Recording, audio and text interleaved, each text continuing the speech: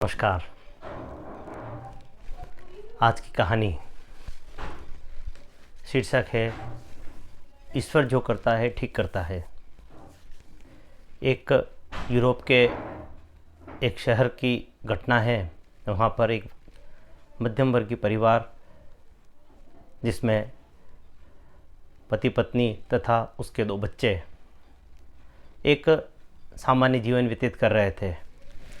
तभी उस व्यक्ति को पता चलता है कि उसके शहर में एक बहुत बड़ा एक जहाज़ बन रहा है। उस जहाज़ से शहर के प्रतिष्ठित लोग यात्रा करने वाले हैं। यात्रा कहाँ की, वह व्यक्ति यूरोप में रहने वाला था तथा यात्रा अमेरिका तक उस जहाज़ से करने वाले थे।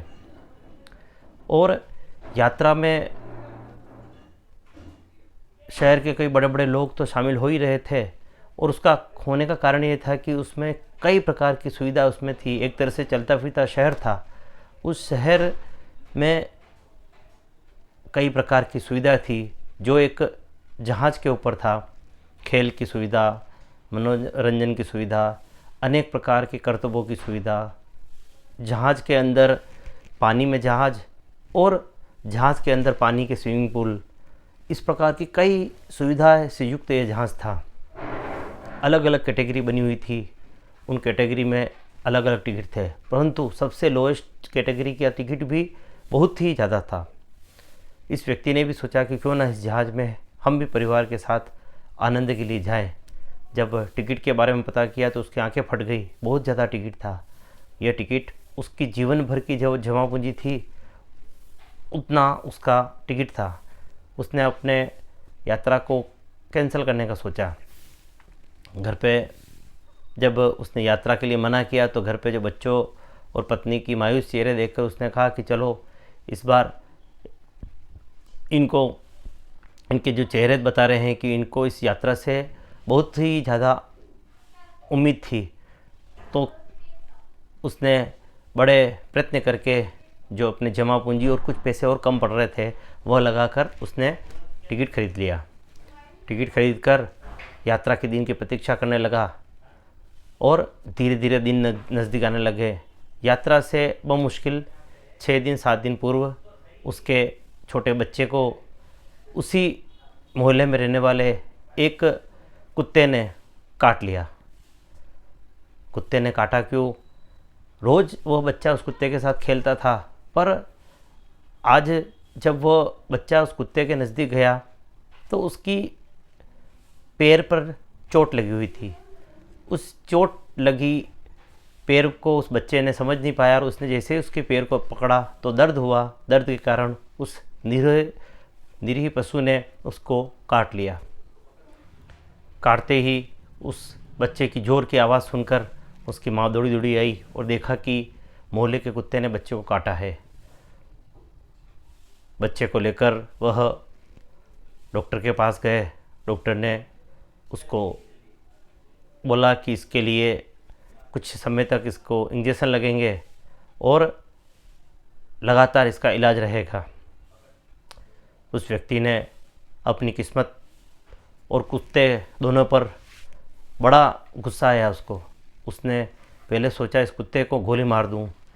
उसकी वजह से उसकी यात्रा कैंसिल होने वाली थी, क्योंकि यात्रा बमुश्किल 4-6 दिन बाद होने वाली थी और उस कुत्ते के काटने के कारण उसके बच्चे को कई टीके लगने वाले थे, कई इंजेक्शन लगने वाले थे। फिर भी उसने ईश्वर की नीति समझकर उस बात को उसने स्वीकार किया।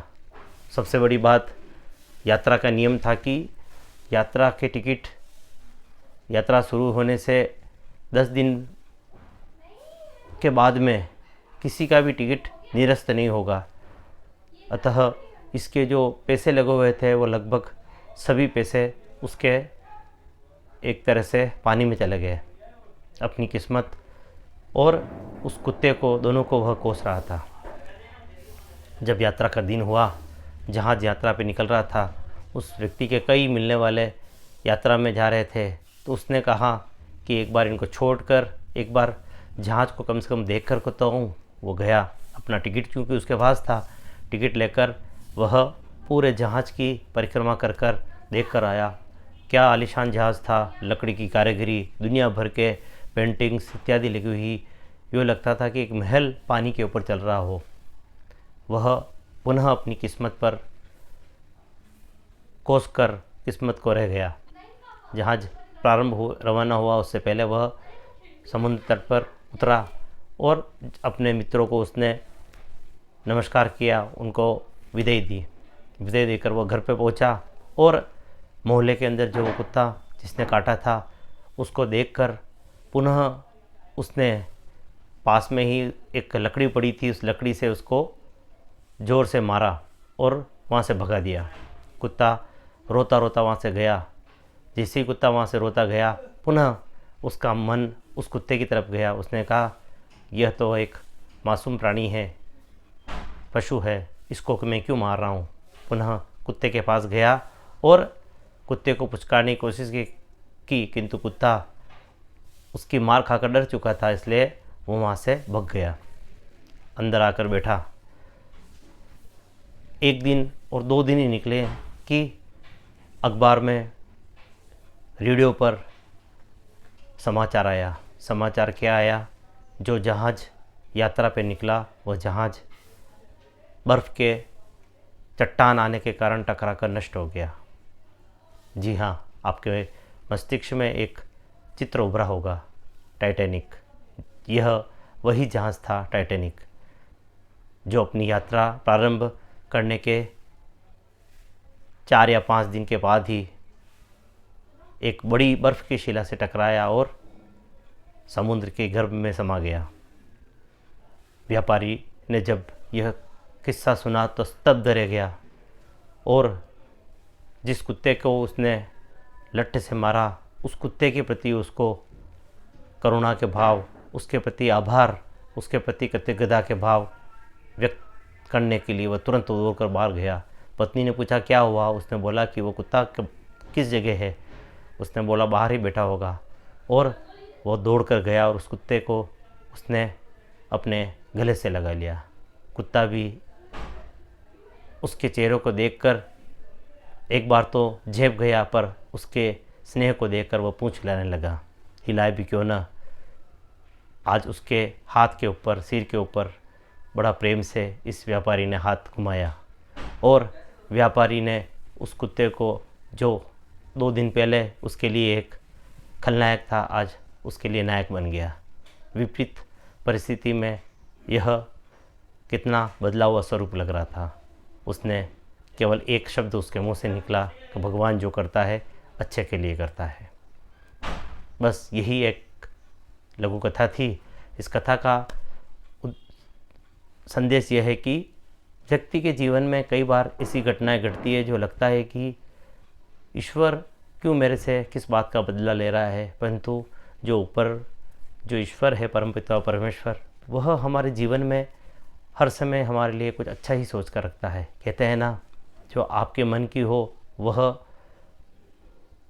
तो ठीक है, परंतु जो आपके मन की नहीं हो वह उससे भी ज़्यादा ठीक होने की संभावना है, क्योंकि आपके मन की तो आप खुद सोचते हो, किंतु जो आपके मन की नहीं हो रही वह ईश्वर सोच रहा है। अतः हम अपने जीवन में प्रत्येक परिस्थिति को ठीक प्रकार से सामना